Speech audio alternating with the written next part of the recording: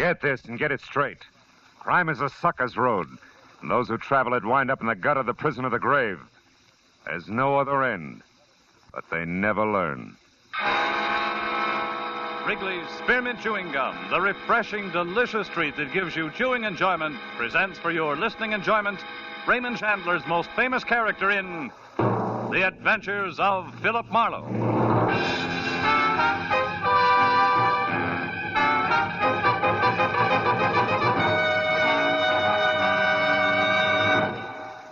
To make every day more enjoyable, treat yourself often to refreshing, delicious Wrigley's Spearmint Chewing Gum. Here's a taste treat you can enjoy indoors, outdoors, at work, or at play. The cool, long-lasting mint flavor refreshes you.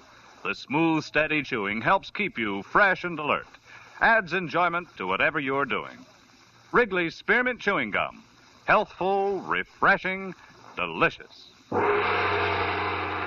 Now, with Gerald Moore starred as Philip Marlowe, the makers of Wrigley's Spearmint Chewing Gum are glad to bring you tonight's transcribed story, The Glass Donkey.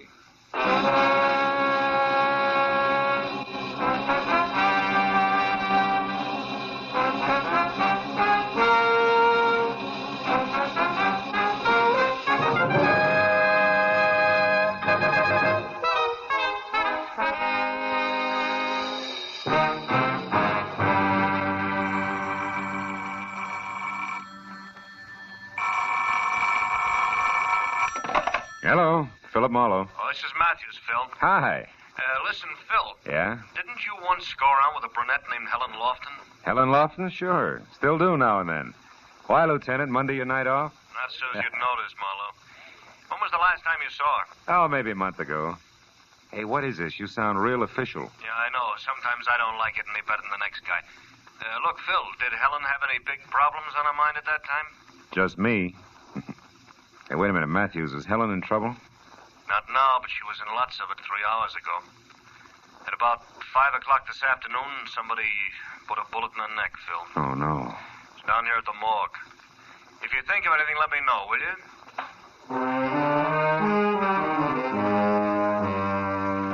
you? Might as well have hit me in the stomach with a hammer. Helen Lofton, a good-to-look-at girl with soft black hair and clear hazel eyes. Gets a big charge out of life. But Helen was a great girl.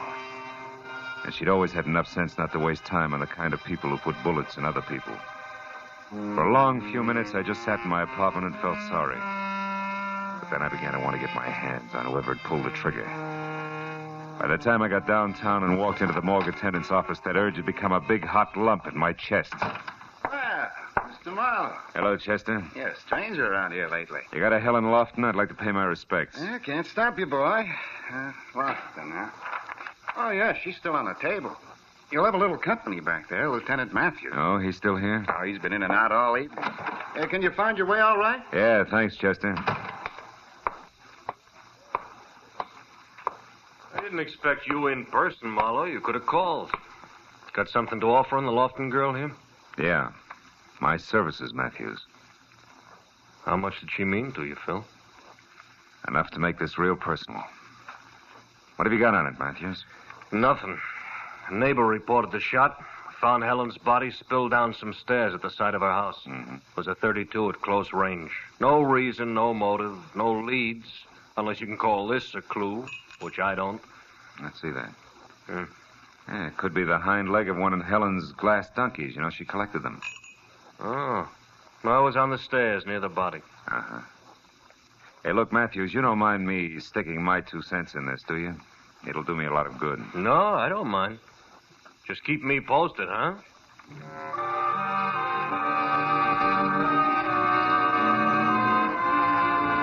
I drove out Sunset Boulevard, then north on Camino Avenue to the neat little house where Helen had lived. I sat very quietly back under some big magnolia trees.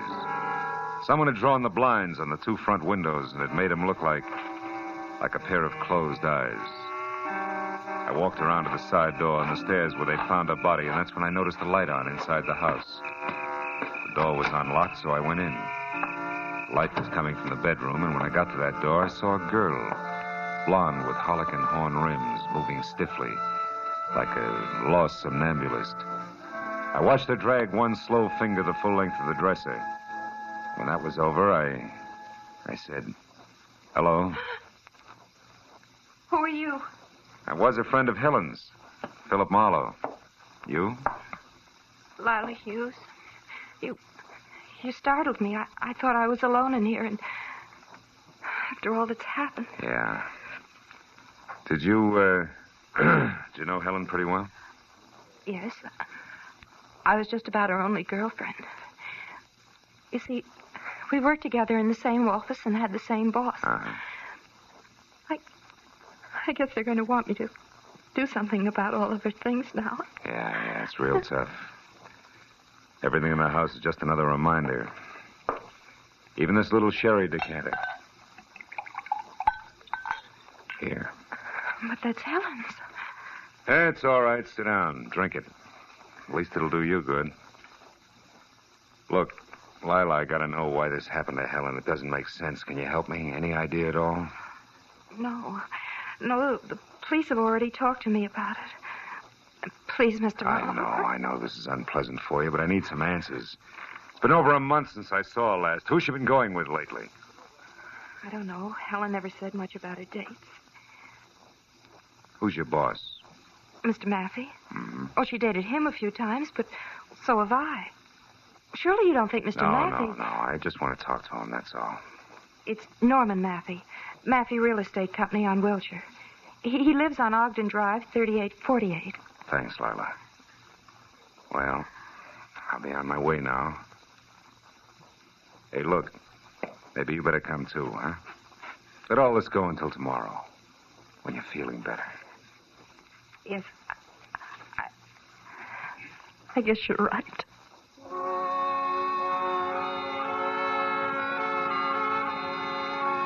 I turned out the light and snapped the lock as we left. Then walked the sad little blonde as far as her coupe. Got her address on Beechwood Drive and saw her off. After that, I went to my own car, but before I got in, I looked back at Helen's house once more and tried to shake the empty, loose ends feeling it had given me. I was snapped out of that mood in a hurry. A man with a half an acre of forage had just twisted out of sight behind a tree trunk in the backyard. I started for him, and he broke and ran toward the wall in the alley.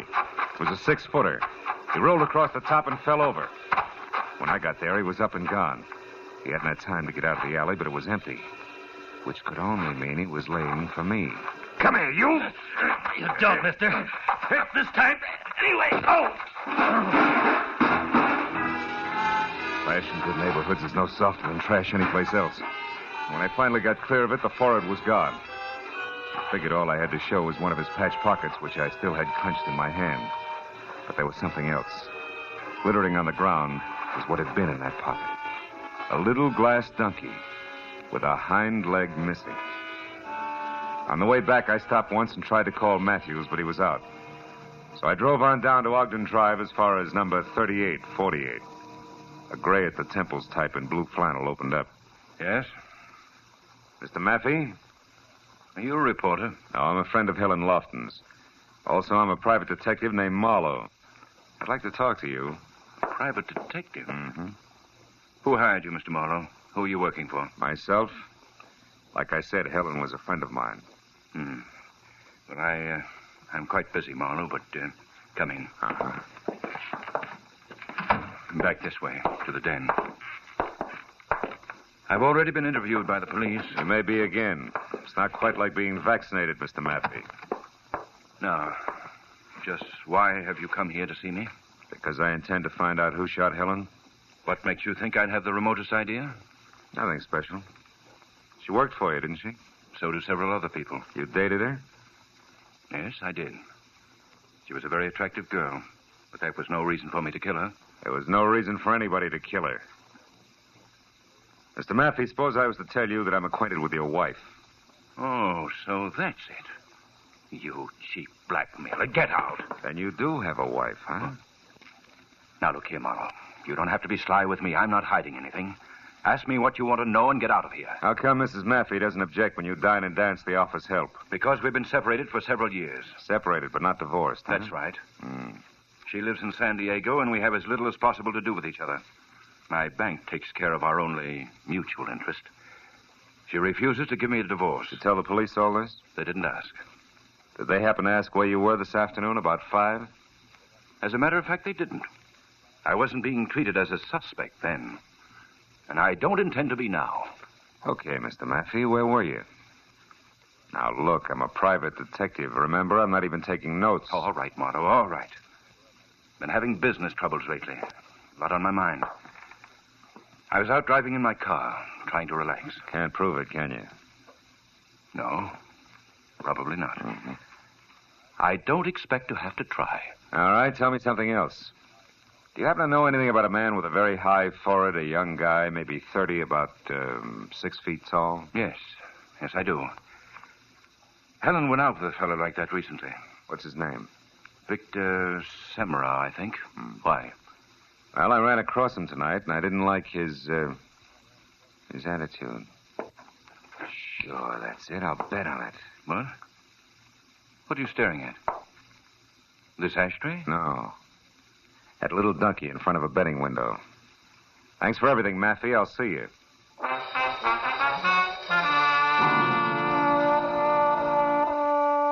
The ashtray on the table behind Maffey's desk had been made of baked clay in the shape of a sombrero. A keepsake from old Mexico that kicked hard at my memory. At least it was a thought well worth the price of a phone call to Tijuana.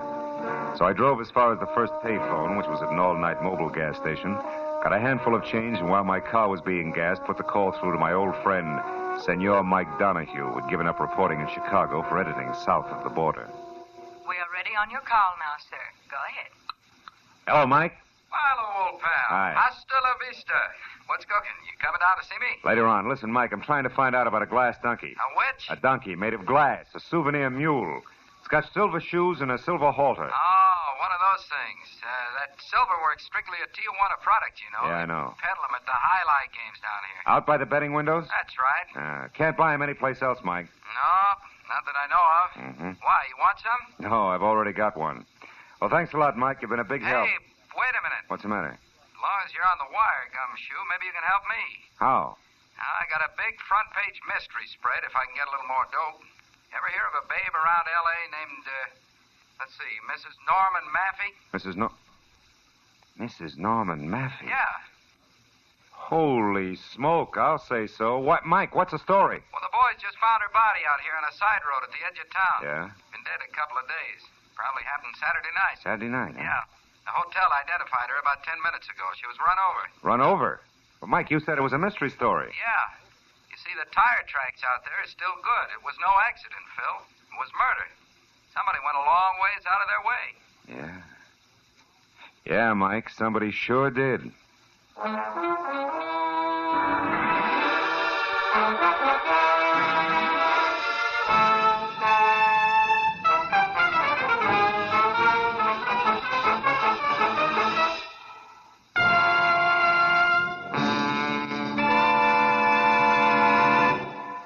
To make every day more enjoyable, treat yourself often to refreshing, delicious Wrigley Spearmint Chewing Gum. The lively, full-bodied, real mint flavor cools your mouth, moistens your throat, freshens your taste. And the chewing itself gives you a little lift, helps you keep going at your best. So for real chewing enjoyment that's refreshing and long-lasting, always keep Wrigley Spearmint Chewing Gum handy. Healthful, delicious Wrigley Spearmint Gum will make every day more enjoyable. Now with our star, Gerald Moore, the second act of Philip Marlowe and tonight's exciting story, The Glass Donkey.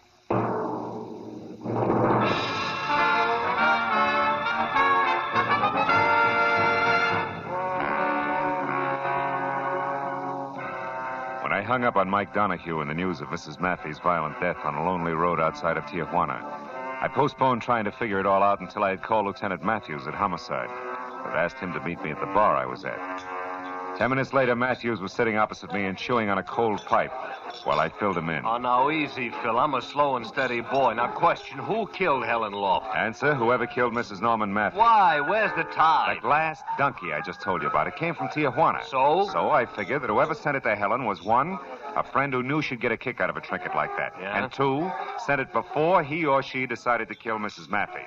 Oh, and therefore said friend had to get the glass donkey back because if traced, it would place the killer in Tijuana, where sooner or later Mrs. Maffey's body had to be found. Is that right? That's so very right. And all that brings us back to only one thing. Mrs. Maffey's killer also got Helen Lofton. Was forced to. Yeah, it could be. But look now, Phil, the tough one. What'll it be, chum? You look lonely. Forlorn, maybe. 2 beers. 2 beers, huh? Any special vintage? Yeah, the kind with suds on top. Goodbye, comic. Okay. No offense intended. Oh, what was I... Oh, yeah, I was saying, Phil, the tough one. Now, who killed Mrs. Maffey? Mr. Maffey. The motive?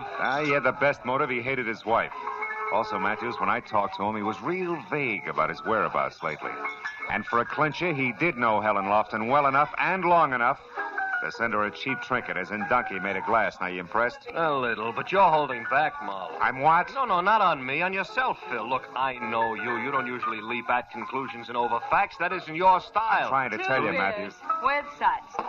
You know, I told Kelly about that crack you made, mister, and Skip he it. said... Here. And goodbye again. We're busy. Yeah, I'll say. Too bad we ain't got tablecloths. You could impress me, chum. Writing down big numbers. If you tip her, I'll break your arm. Yeah. Now, look at Phil. Could you be a little bit prejudiced about this guy? Now, Phil. Yeah. Sure, I'm prejudiced. I just don't like Norman Maffey's stuffy kisser and something else. I might as well admit I keep skipping that guy with a mile-high forehead and the boyfriend named Vic Samro because I don't exactly know how he figures in. I'm too impatient to wait around for the answer. Uh-oh. What is it, Phil? A game, Lieutenant calls. Speaking of the devil. Oh, don't look now, maybe? It's Forehead, Matthews. He was in the next booth catching it all. He's at the front door now, see? But he isn't running yet. He's just paying his check. Lieutenant, how about trying that cigarette machine over there while you talk to me like I was still here, huh? Gotcha. I'll take the back entrance out to the sidewalk. You'll know if I need help. Matthews underplayed his part neatly, and I got out the back door to the street where I spotted Semrau some 50 yards ahead, walking slowly toward an empty car, a new green Nash that was parked close to mine. But then suddenly he started running like he had just backed into a blowtorch. Before I knew it, he had piled into his car. When I was in mine and after him, the street became that much narrower as a truck the size of a battle wagon lurched out of a side alley without so much as thinking about a full stop. You stupid clown! What was that, Sonny? You heard me, Muscles. Sonny, you have a nasty tongue. You got a couple of funny ideas about driving. Hold right there, fellow. Read it and wait. A bag? Yeah, and the big letters spell police. Now get back in your cab there and wait. We'll chat in a bit. Oh, yeah, sure. Whatever you say, officer. Only this jerk was in a row. Move! Like a drove, it wasn't my fault. Marlowe, that still leaves us a big blank to fill in. Yeah. But while we're trying, Lieutenant, do you mind if I drop in on Mr. Maffey again? Alone, I mean? I'd like to try pinning the leg of the ducky on him. All right, Phil, but be careful, huh? It's fragile, you know, made of glass.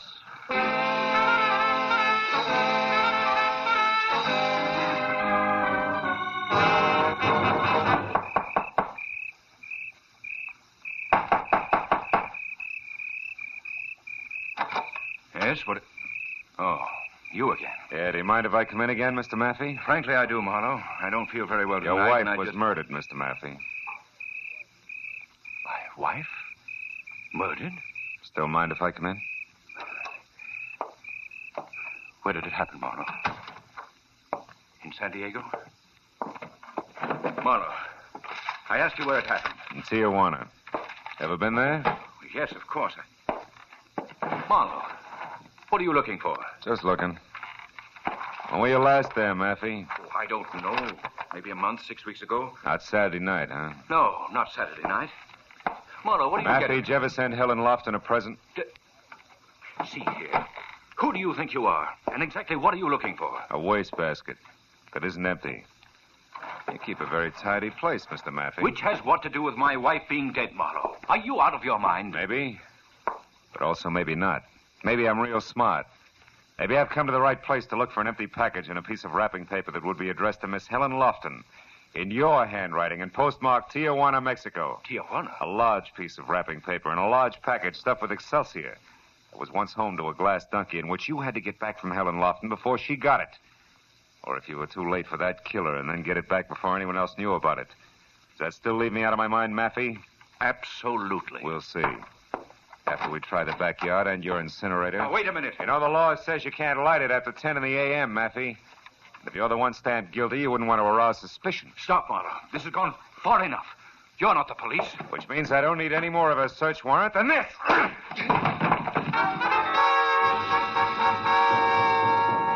caught him right. He plopped to the floor, face down, like he was made of wet wash. When I rolled him over and was sure that a return engagement was still a long way off, I cut the lights, then went through the house and out into the kind of backyard that you had to call a garden. Beyond all the moon-bathed beauty and half hidden by a fountain that was backed up by an ivy trestle was what I wanted. A short, squat, scarred, ugly incinerator. The door was metal cold, and inside I found more encouragement. None of the paper that was jammed 3 feet deep had burned. I started tossing the stuff out, counting more on the feel and sound of wrapping paper than anything else. Once I stopped short, but it was only a grocery sack. The second time I stopped short, I had a better reason. Marlowe, What? you're wasting your time there. Well, Mr. Victor Semrau. Yeah, or as you put it, the guy with the mile-high forehead. I wouldn't get touchy, Semrau. You were swinging the dark ahead, remember? I'm sorry about that, Marlowe. I didn't know we were both on the same side there. Both on the... Take it easy, Victor. You wouldn't try to set me up again, would you? Why the sudden change of heart? Because now I know that you're in the up and up, Marlowe. I overheard you talking to that police lieutenant and also the Mexican newspaper man. Well, bully for you, eavesdropper. But also you ran. Why? I was afraid you'd turn me over to that lieutenant. Marlowe, listen. From the start, I've been trying to find Helen's killer. That's why I've been following you. I found that glass donkey in her porch, and, well, to get right to the point, Marlowe, I can tell you that the one who killed Helen and Mr. Mappy...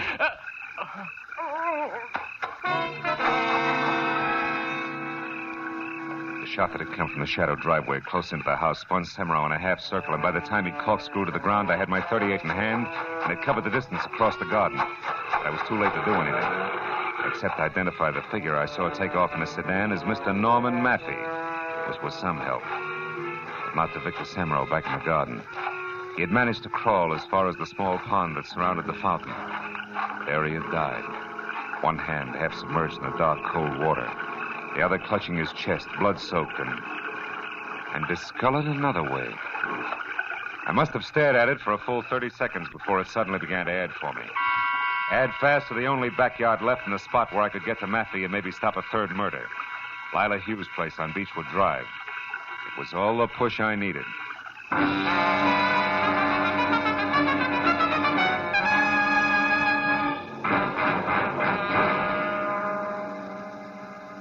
When I pulled up away from the place and got out of my car and ran for the back, only 10 minutes had gone by, and I was glad of it.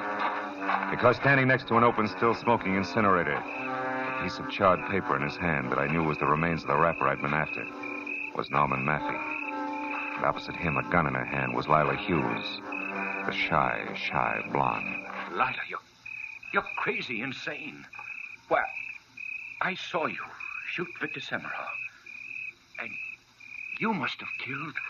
Of course it was me, honey. I killed him. I killed Helen. I killed your wife. Well, about her, I'm not sorry. I'd do it again. Lila, how could you plan an ugly, ruthless... I didn't plan anything, darling. I ran into her by accident. Tijuana's a small place. We started sociably. We had a few drinks, a drive to the outskirts in my car, and then talk. Talk of you, darling. I knew I could have you with her out of the way. Helen was no threat. You gave her up, so there was no one else to stand between us. And, honey, you hated your wife. But, Lila... But nothing. It was all very simple, darling. Helen... Well, Helen was different. You see, I had to kill her. That piece of wrapping paper there that you just snatched from me, the paper I sent Helen a little gift in. That's the reason, Norman. I did have to kill her. And now you do have to kill me, too. Don't you, Lila? Oh, no. No, darling. Now the killing's done. I did it all for you, darling. Don't you understand? You devil. You she-devil. Oh, Norman, dearest, you don't know what you're saying. Honey, I tell you, I did all this for you. Remember that, darling. How can he ever forget it? Don't move, Lila. Don't breathe. Drop your gun there at your feet. No. No, I think I'll use it again. Even if you shoot, I'll use it. We belong together, Norman and I, and we're going to be together. No. She's dead. Marlowe, she did think she could shoot. Even if you did, didn't she? Yeah. That's what she thought, all right, Maffey. Call the police. They know where they can find me.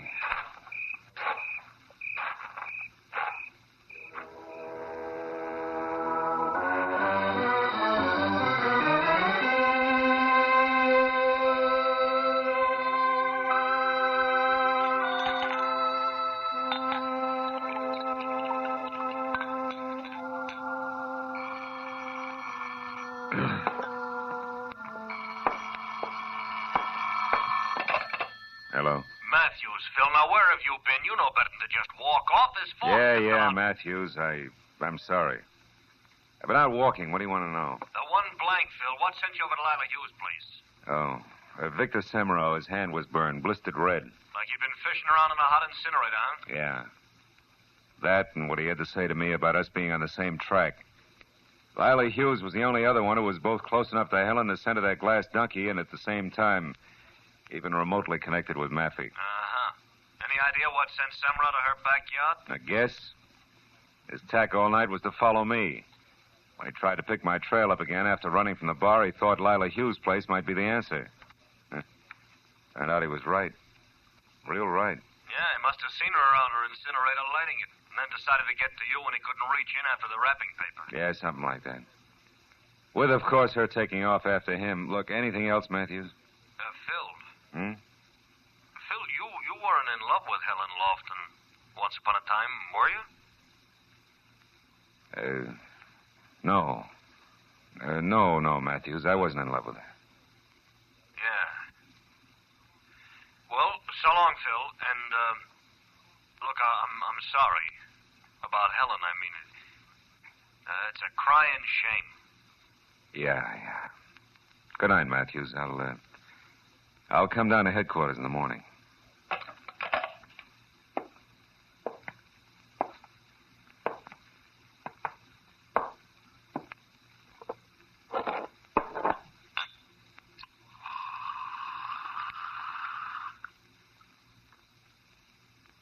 Yeah.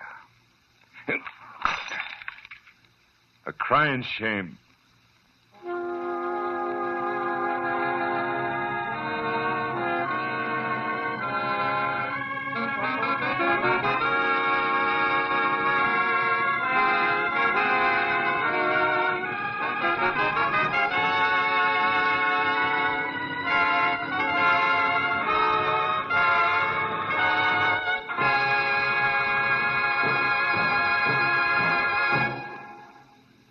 Remember, friends, to make every day more enjoyable, treat yourself often to refreshing, delicious Wrigley Spearmint Chewing Gum.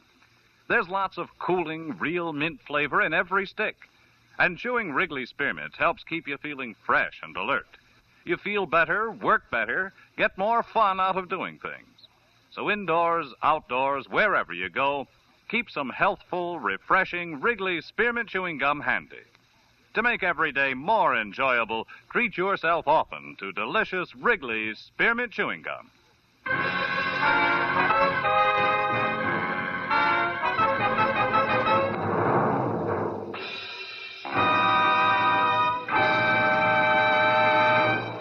The Adventures of Philip Marlowe, presented by Wrigley's Spearmint Gum, bring you Raymond Chandler's most famous character and star, Gerald Moore. Philip Marlowe is produced and directed by Norman MacDonald and written for radio by Robert Mitchell and Gene Levitt. Featured in the transcribed cast were John Stevenson, Michael Ann Barrett, William Lally, Bill Johnstone, Vivi Janis, and Vic Perrin. Detective Lieutenant Matthews is played by Larry Dobkin. The special music is composed and conducted by Richard Arant. The makers of Wrigley's Spearmint Chewing Gum hope you've enjoyed tonight's adventure of Philip Marlowe and that you're enjoying Wrigley's Spearmint Gum every day.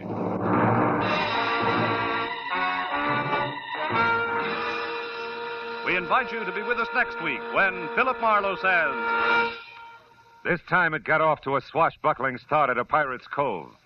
A map to a fortune in black pearls ran past a beautiful island girl, a conniving Malayan merchant, and stopped at a wild man from Borneo dead in a rusty hulk.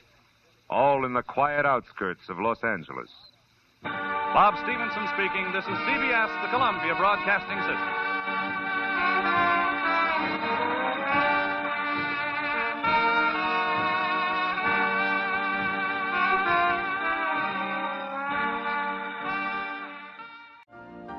You've been listening to the OTR Gold Network. Find more classic radio at otrgold.com.